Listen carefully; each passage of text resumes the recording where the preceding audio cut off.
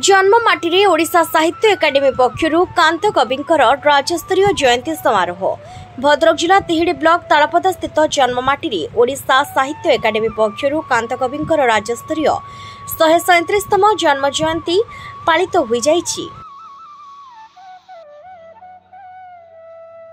आज कांतकवि लक्ष्मीकांत महापात्रंकर 137तम जयंती तांको जन्मस्थान भद्रक जिलार तालपदा ठारे पालित होउछि। एहा आम समस्तों पाई अत्यंत गर्व और गौरवर विषय।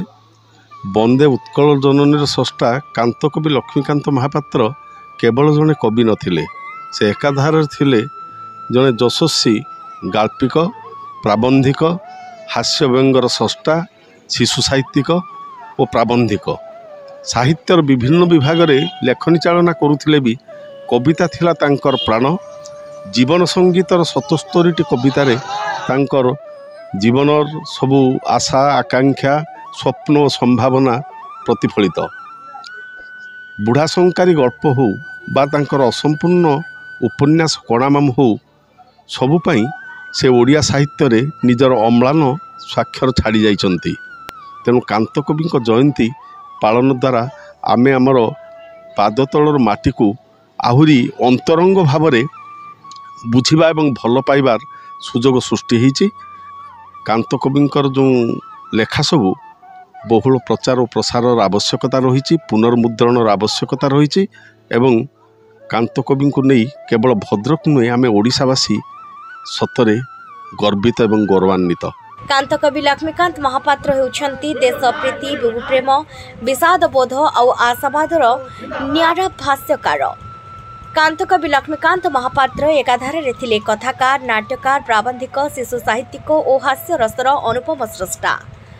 विभुप्रेम और स्वदेश प्रीतिर बन्यारे प्लावित होइथिला तांकर हृदय कंधर। जातीयता सह रहस्यवाद, विषाद बोध और जीवनोत्तर आशावादरे झंकृत तांको जीवनर संगीत जीवन संगीत।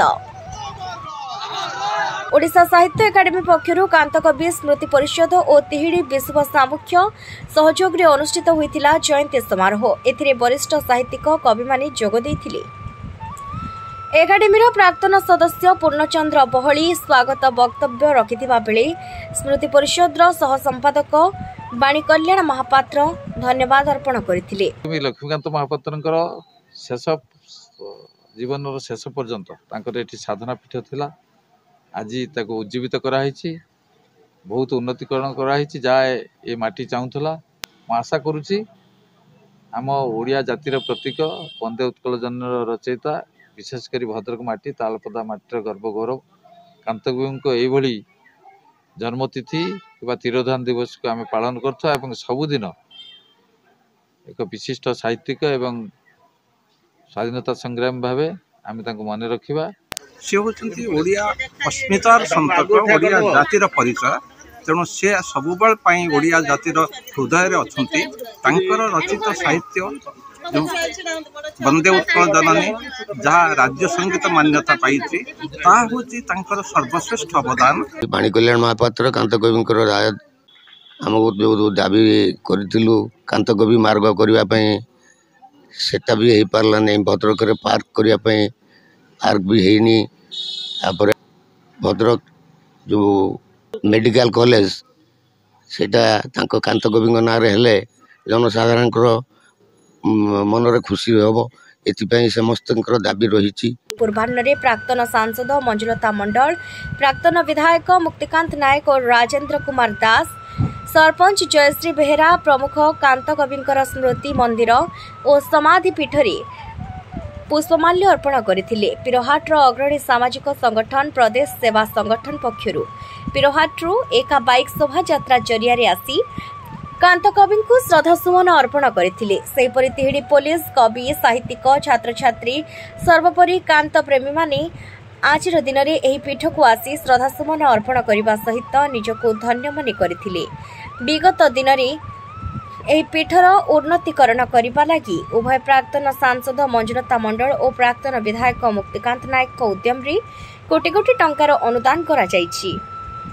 एबेर सरकार चाहिए आगको अन्यान्य उन्नतीकरण करी एही पीठ को सर्वदा उज्जीवित होई पारंता बोली मत प्रकाश पाइथिला।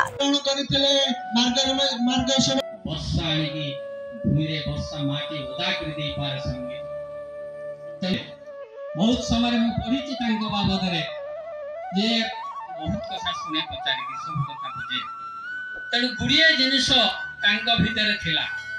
तेड़ीरो संजय दास को रिपोर्ट उत्कल न्यूज।